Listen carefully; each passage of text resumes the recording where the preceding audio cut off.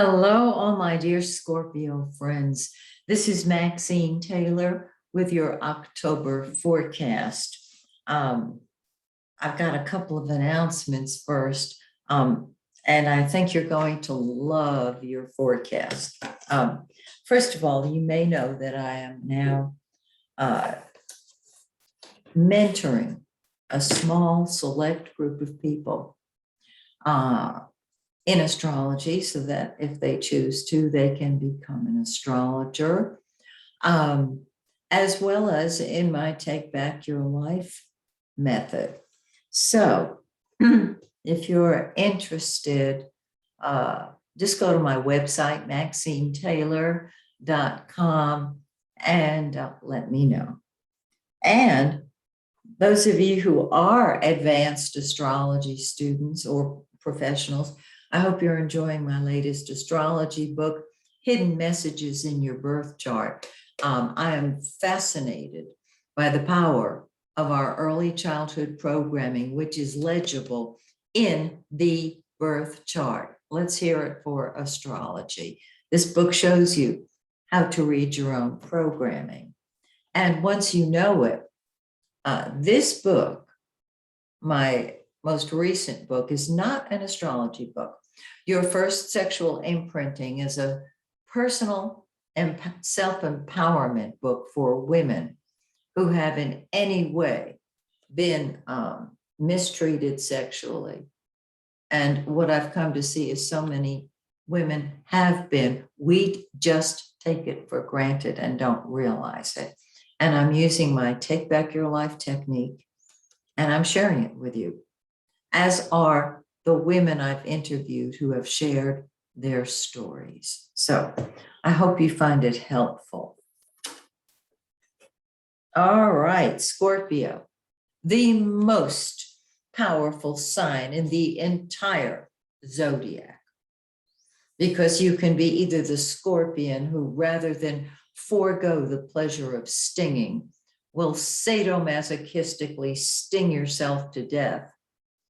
Or you can be the phoenix that rises on its own ashes and is transformed into a miraculous, beautiful bird that soars.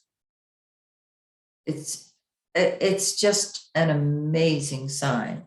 So let's talk about what's going on in your solar chart.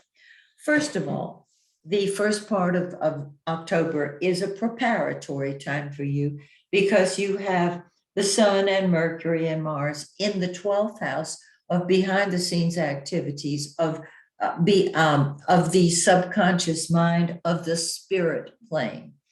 The Sun, the yellow planet, is the giver of life. Wherever it is, that is the area of life it opens up. Your subconscious is open. It is totally open, ready to receive. And on the 23rd of the month, when the Sun moves into your first house, that is when you say, here I am, world.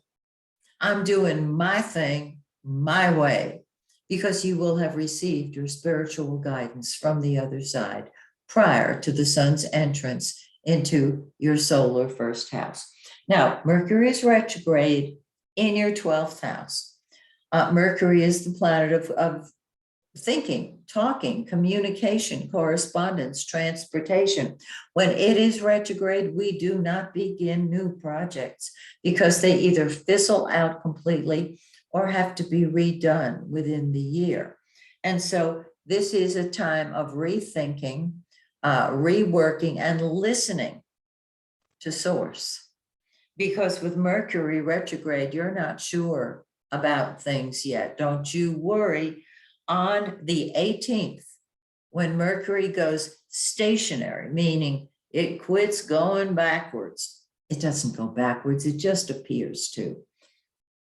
And the 19th, when it begins moving forward in its direct motion, that is when your answers will be clearer to you.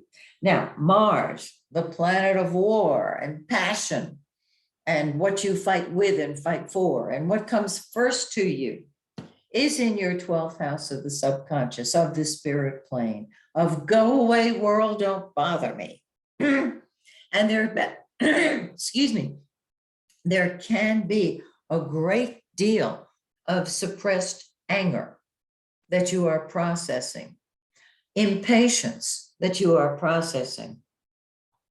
On the 30th of the month, the sun moves into your first house and you're saying, out of my way. I'm doing what I want, when I want, how I want, because I want. Yeah, baby, you sure are. So preparatory time. The 23rd is one point in that ending of preparation. But when Mars on the 30th moves into the first house, look out, there's no stopping you. And of course, Mercury will go direct in your 12th house, and that is when you'll get your answers more clearly. Now, Venus, the planet of love, the pink planet right here, is in your first house. It has been in your first house, and you have been able to love you. Oh, how awesome. If you love you, the world loves you. If you love you, you're able to love others. Come on, it's beautiful. On the 7th, it moves into your second house of money. Money, money, money, money, money. And Venus is the natural ruler of the natural second house. And so your money should increase. And of course, with your birthday coming up, gifts are in your forecast. Lovely gifts, loving gifts, maybe financial gifts. The new moon on the 5th is in your 12th house.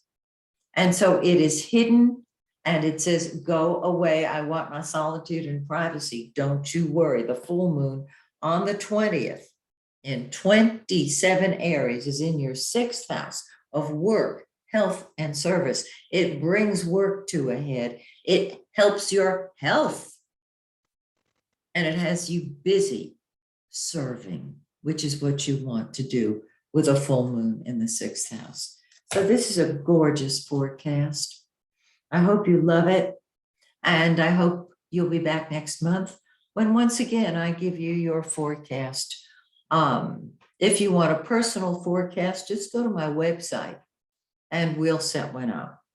So until we meet again, may the stars shine brightly, brightly on you and yours. Bye for now.